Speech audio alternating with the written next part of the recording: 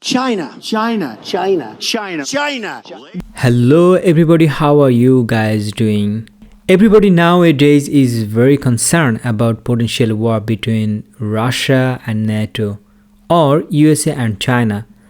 But I can assure you that USA is not going to engage in a direct confrontation. Rather, it will fight by its proxies as long as it takes.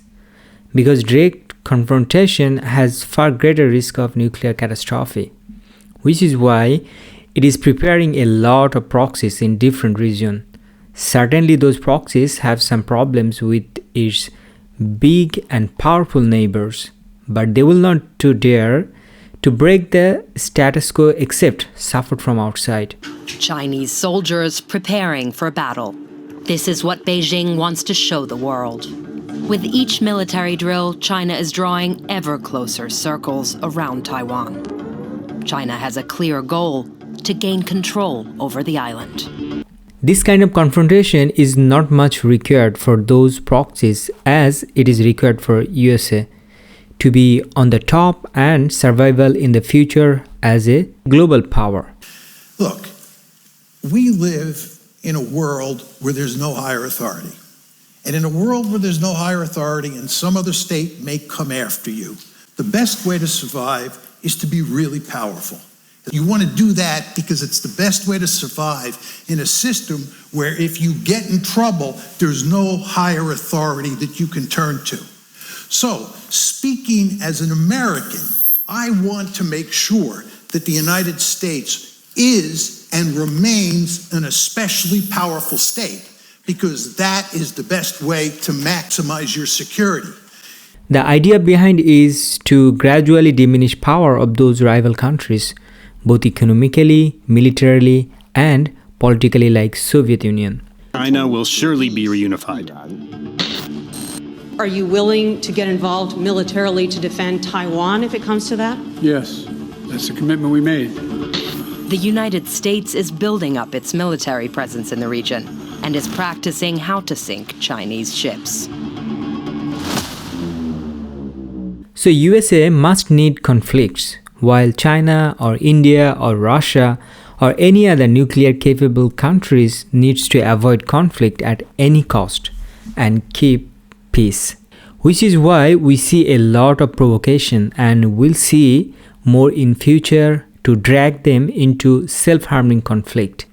Here you can see American and Philippine troops conducting exercises in the waters nearby earlier this year.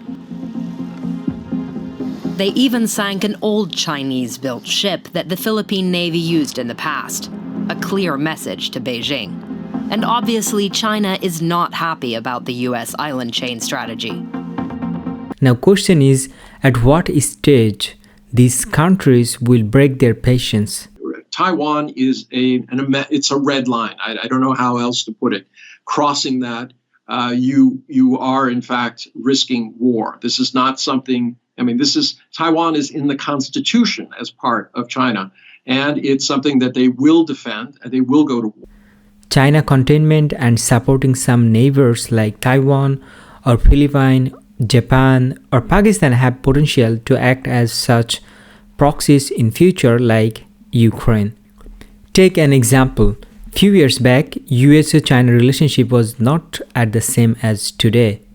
They were doing pretty much good business, good cooperation in all sectors. But whenever China appeared as a global rival, both economically and militarily, all relations is falling apart. Why? Did China do anything really bad against USA? I don't think so. Why then so much sudden rivalry and growing tension? It's actually from a sense of insecurity, of superpower. And it will continue. But the fact is, I'm an American, and as an American, I want to make sure we are more powerful than China. I want to make sure we vehemently opposed from the very beginning to NATO expansion in Eastern Europe. When Clinton made the decision in 1994, they screamed bloody murder. In 1999, when the first tranche of NATO expansion took place, they screamed bloody murder. What did we do? We shoved it down their throat. Why? They were weak. When the second tranche took place in 2004, they screamed bloody murder. What did we do? We shoved it down their throat. In April 2008 at the Bucharest NATO summit, when they said, we do not want Ukraine to become part of NATO, what did we do? We said, we don't care what you think. We're going to shove it down your throat. Why did we do that? Because they were weak. If they were powerful, there would have been no NATO expansion. These kind of actions are actually not new. It happened in the past and will happen in future too. Only difference is, in past we were not heavily connected to each other, which is why they had no impact or less impact to the life in other parts. What USA is trying is to better prepare these proxies who basically will fight on behalf of USA.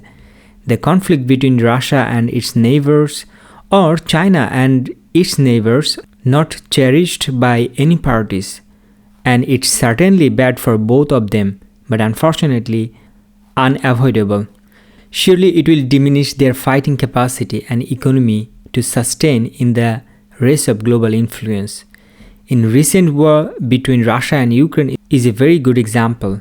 Definitely Russia is doing wrong, but also it's not unprovoked. There is a peer competitor on the planet, and it's East Asia, and we should be pivoting to East Asia, not hanging around in places like Europe and now getting pinned down in the Middle East. So this is power struggle between all hegemonial power. Russia and China could have done the same if they had reached at top. Let me know what do you think in the comment section. If you are not subscribed to my channel, please subscribe and hit the bell icon for next update.